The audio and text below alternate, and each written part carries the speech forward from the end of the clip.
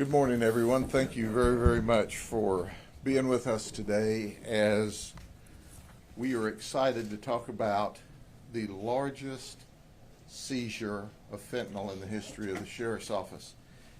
And this is all about remarkable work into the two largest drug cartels in Mexico. But before I do that, let me introduce to you, first and foremost, our prosecutor, Brian Haas, State Attorney for the 10th Judicial Circuit, and in my estimation, the finest prosecutor, not only in the state of Florida, but anywhere in the United States. He does the right thing. He's going to speak to us in a little while.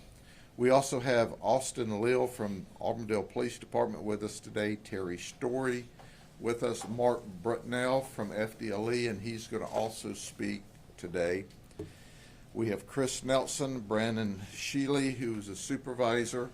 We have Javier Lopez from Border Patrol with us, Michael Garland from HSI, Jim Gill from U.S. Postal Inspection Service. Why do I list them? Because when you do investigations of this magnitude, no single agency can successfully do them. It takes us all working together. And let me underscore that there's no light between any of us. We're shoulder to shoulder to protect the people of the United States from this evil, evil drug, fentanyl. And I want to highlight before I start giving you the details, and I'm going to give you a 30,000-foot view of this, because obviously there will be other investigations into these cartels. But I want to give you an example. Between 2018 and 2023, 340,000 people died of fentanyl overdose deaths in the United States. Did you hear what I said? I didn't stutter. You can't count that high on your fingers and toes. 340,000 people in the United States died of fentanyl overdose between 2018 and 2023. What's important to recognize that? Why it's important to recognize that is simply this. Do you see anyone in the United States up in arms about that? Anyone? Do you see anyone saying, we've got a crisis on our hands? Do you see anyone saying, we have an epidemic on our hands? Do you see it leading the evening news? And the answer to all of that is no, no, no. Well, in fact, we do have a crisis when 340,000 people have died in 5 years in the United States of America from this overdose of fentanyl. So I ask you this, what would we be doing if 340,000 people died from the food served in the cafeterias at elementary schools in that period of time? How would we react?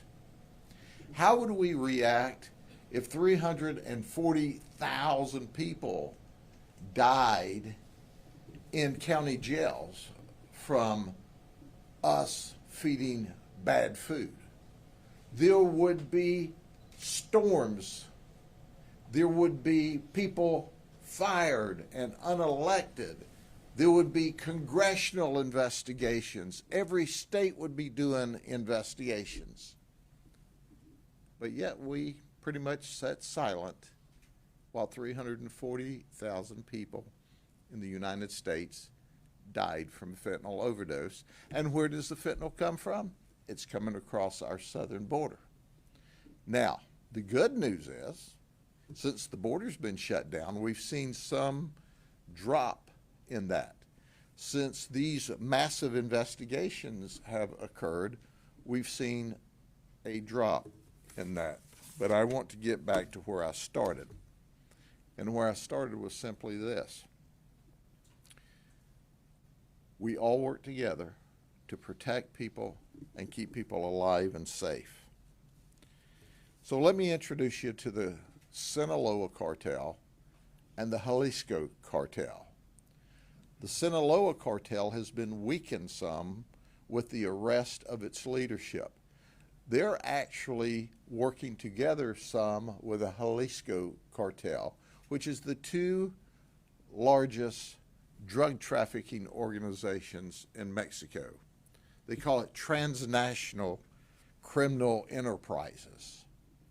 These people are violent. These people want your money, and they don't care whether or not they take your life. So we start out with these two groups of very dangerous people delivering a very dangerous drug. This is not the only drug that they deal with, but we're going to focus on fentanyl today. I'll give you the 30,000-foot overview. It started in July of 24 with a fentanyl pill investigation. And between July 24th to January of 25, there were 8 kilos of fentanyl pills, or 80,000 pills, that came in from Phoenix. They came across the border in Mexico to Phoenix and ultimately to us. There were 6 operations during this total time with about 8 kilos of drugs that were seized. And then in April 28th of 25, we seized 4 more kilos, 40,000 more pills. It was delivered by Regina Headsmith of the Sinaloa cartel. So these are the 2 representatives we arrested from the Sinaloa cartel. These are the folks that were assigned to the Jalisco cartel in the pending operations. So we ultimately arrested her for delivering 4 kilos of fentanyl pills, and she delivered those to Lakeland, Florida. She was ultimately arrested on June the 19th in Maricopa, Arizona, Maricopa County, Arizona. And then there was Adrian Munga. He flew from Phoenix to Tampa to Bartow to pick up the cash for the 4,000 pills. He was arrested on June the 17th when he came a second time to bring us 4 kilos of. So between all of their transactions, we seized 35 pounds of fentanyl pills, or about 160,000 pills. Now, 1 pill is a hit, 1 pill. But understand, we had 160,000 hits. But that's not enough. The good dealers will tell you when you buy these fentanyl pills that, hey, if your body's not used to it, don't take more than a half pill, or we suggest you start with a quarter of a pill because it'll kill you. Now, your drug dealer's telling you that you should start with a quarter pill because if you're not an experienced doper, it'll kill you. Then move up to a half pill and then a full pill. These pills are pressed in Mexico. There's no quality control over this. So you don't know how powerful this pill is. But 160,000 pills. Now this Jalisco operation was totally separate. It was not pills. This Jalisco operation was all powder or bricked up. And it also came from traffickers out of Mexico, not related to the pill side. And the investigations started and proceeded when we, let me get to past my notes here, because we took the Sinaloa group off, and then we started working on April 2025 on the powdered operation. And we worked from Alberto Diaz. He flew from California to Tampa to Bartow, and he brought drugs. He was a transport guy. Oh, by the way, he brought his daughter with him. The two of them were involved in transport.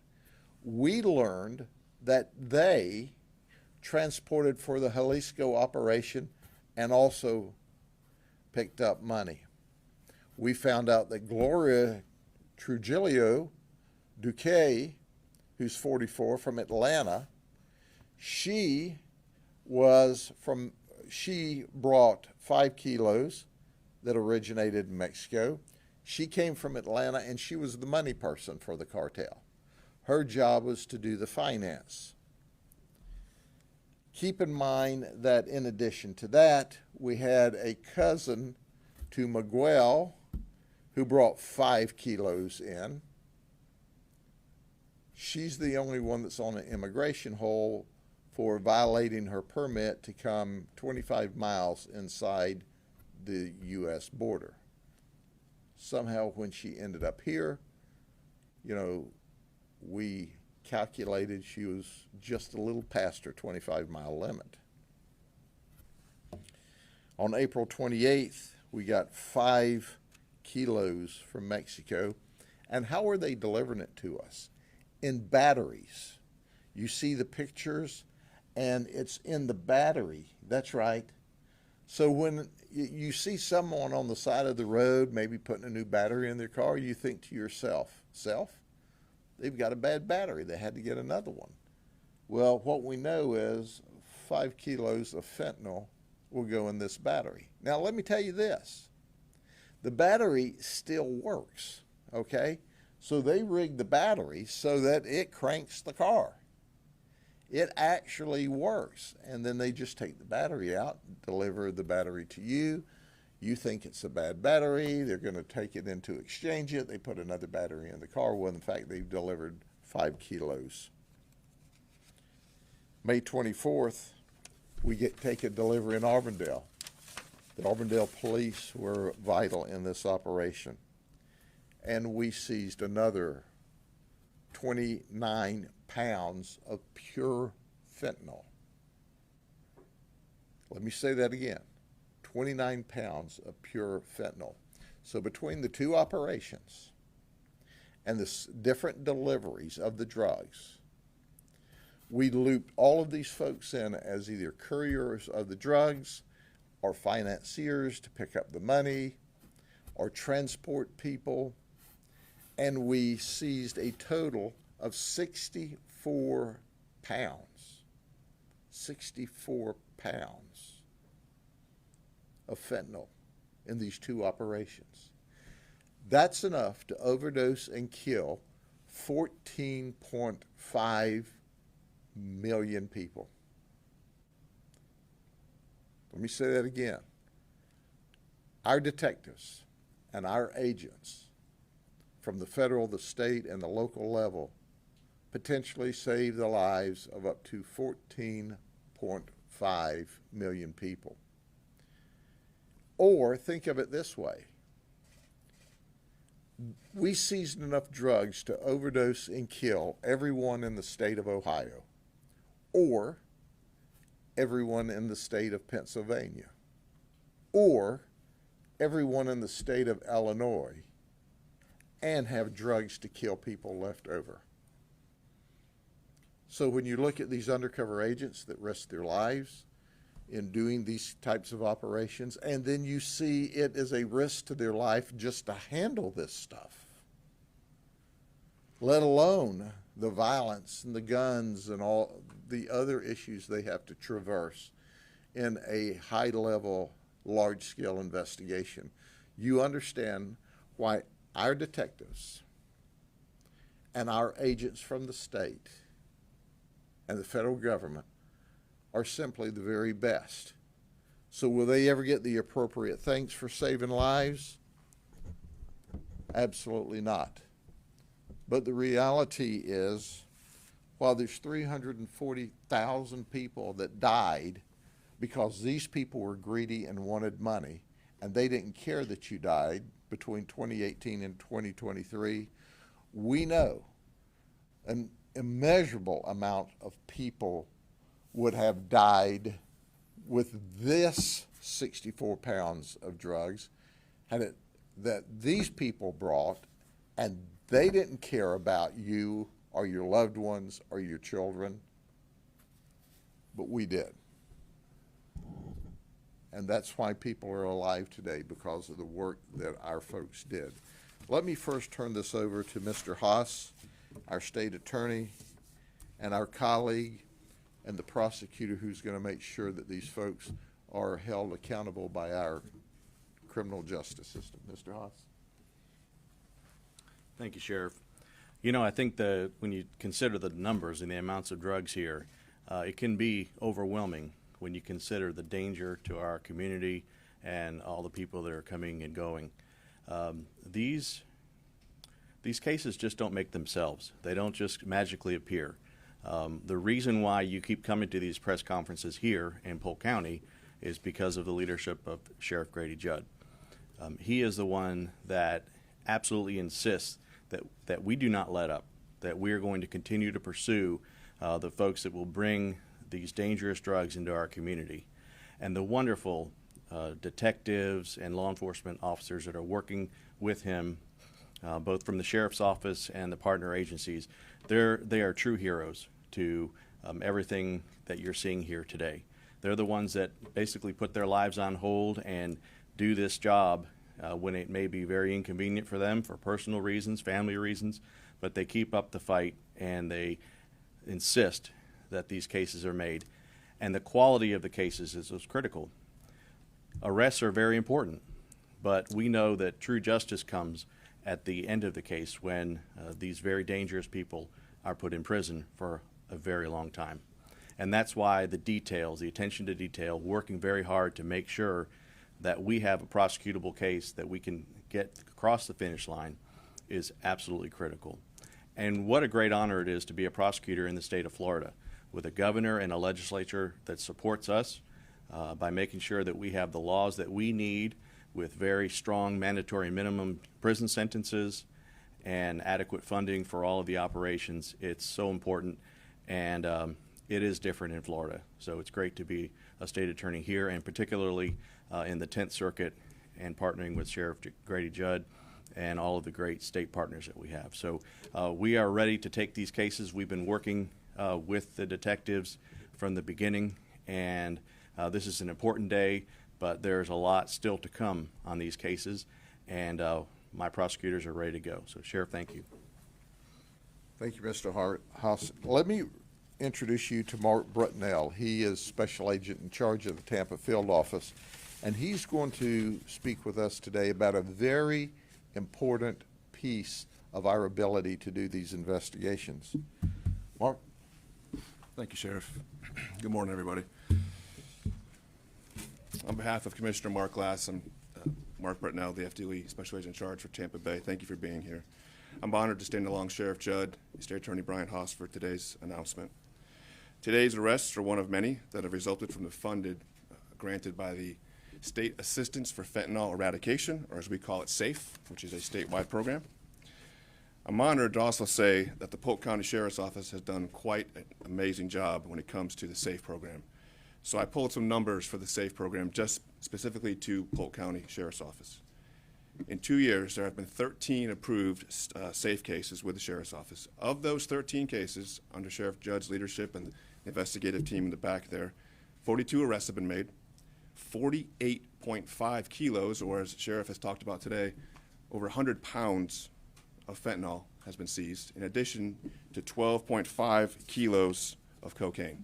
So the entire state of Florida, the Polk County Sheriff's Office is responsible for 26% of the seizures statewide when it comes to fentanyl. To put that into perspective, what they've done here with their cases, they have saved over 24 million lives. The 100 pounds of fentanyl that these folks have seized is enough to kill the entire state of Florida. That's very scary. The success of this operation is a reminder about the importance of partnerships and support, not just between agencies, but from the top down. As Governor DeSantis and our legislature, they continue to work to support law enforcement and ensure the protection of Florida's communities. I'd like to personally thank the investigative team. I worked narcotics for 10 years, a long time ago, and I can tell you you guys have a tremendous amount of patience. These folks don't have watches. They drive me crazy. See you at 2 o'clock, which means midnight. Your dedication and your ability to stand fast and continually to work these cases is very impressive. So in Florida, keeping our families safe is a top priority. And this case is a great example of the tireless and dangerous work being done by the folks in the back. Again, thank you for all your hard work. I appreciate your time today. Thank you. Thank you, Sheriff. Thank you, sir. Let me give you one last look at this and to tell you what some of the problem is in areas of this country. Gerardo Valencia Cervantes, he's 34 from Georgia. In 2021, he was arrested at a lab with 60 kilos of liquid meth. He was given 4 years. And he's out and we're arresting him again. This guy is evil in the flesh. He's personally responsible for the death of many children and many people across the United States. These operations we talk about that we do are not Polk County centric, but they're Polk County investigated centric because of the agents with FDLE and my narcotics team, which simply is the very best. But think about it. How in God's green earth did this guy get out of jail in 4 years when he's got 60 kilos of meth? And he's on to kill other people. This is real, folks. And I want you to understand that it's not over. We're going to continue to work together. We're going to focus on those that would traffic drugs throughout the United States. And if every law enforcement agency in the country cared as much as the feds that work with us, FDLE, the local police departments, imagine how many lives we would save, because we know that they have been, for the last 5 years, flooding the United States of America with fentanyl and with meth and with cocaine. And our prayers are, with the border sealed, that would dry up significantly. But where there's a will, there's a way, there's a new way that we'll have to figure out how to catch these folks. But I can tell you, the best in the business that are wanting to save the lives of your children are working together. Thank you. God bless you. And are there any questions? Yes, ma'am. Just to clarify, were these individuals specifically operating in Polk County, or were they brought here through your communications? These folks are international drug smugglers. So during our investigation, we determined that they are international drug smugglers. And they were brought here because they will smuggle drugs any place. So if it weren't for our undercover work, a person could buy the drugs in Polk County or Florida or any other state, and they would deliver them, they would sell them. These are the traffickers.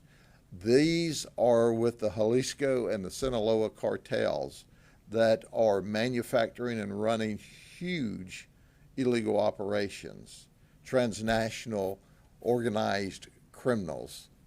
And what we're catching is, if you will, their field agents. So the reality of it is that the reason they were arrested here, or the reason the case was made here, was because of the unbelievable work by our detectives, our FDLE agents, our city police, our federal partners.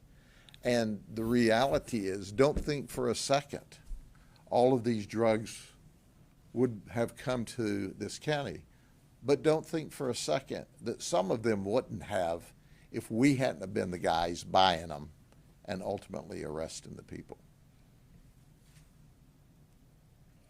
I'm curious about these pills that are disguised as blue oxycodone pills. Yes. Because do people who take them know that they're pure fentanyl? But you said that they're warned and they probably don't want to kill off all the customers. Yes. So. Well, some of the history you can go back to. If you go back, 20 years ago, when the state was wide open and people were coming from all over the United States to buy OxyContin and oxycodone pills from pop-up pharmacies. Well, some of them, the oxycodones, 30s, were the pill that was popular. Florida shut all that down. Pam Bondi, by the way, was our Attorney General at the time. Now she's our U.S. Attorney General, one of our friends, and did a remarkable job with FDLE and other agencies across the state, to include us. So what happened? There was the market there, so that's when Sinaloa and the cartel stepped in, and they said, hey, not only will we sell this fentanyl, but we'll also pill press it to look like the oxycodone 30s. So it was a gap to fill that quote-unquote legal government permitted gap at the time, which obviously wasn't legal, or the government didn't sanction it either. So that's kind of the long story to this. But the users are buying it knowing it's fentanyl. Yes, absolutely. But yes, because it's their substitute. It's their substitute for the opioid that they got before. And once again, the good dealers, quote unquote, the good dealers are saying, don't take a whole pill. You don't know how strong the pill is. You don't know what your tolerance is. Start with a quarter of the pill. So Sheriff, would you say that since the border has been secured, that there has been a decrease in the drug flow that you've seen to Polk County? Yes, not to Polk County, across the border. Since the border has been sealed, the reports to us is there's a decrease in the volume of drugs that's getting across. Some is still getting across. Make no mistake about that. I don't want to suggest that it's not. But with operations, Governor DeSantis asked the legislature to fund this SAFE program so that we could work at this high level and intercept these big-time traffickers. So we were doing that because the administration had the border wide open and the drugs were pouring across virtually unabated. Now it's becoming more difficult, and our undercover detectives and agents are hearing from their traffickers. It's become more difficult, not impossible, but more difficult to get drugs across the border. So yes, I'm still mesmerized at the morons that think open borders are all right. But one of the issues that we have to be concerned with, one of the many issues, is that meth, fentanyl, cocaine was pouring across the southern border, virtually unabated, because of the policy of allowing everyone into the country illegally. So at the end of the day, those that think it's all right to come across the border illegally and victimize our people, I can show you 340,000 dead people from fentanyl alone. And that fentanyl came from Mexico, and it didn't come here legally. Okay, thank you all very much. God bless you. Have a good day.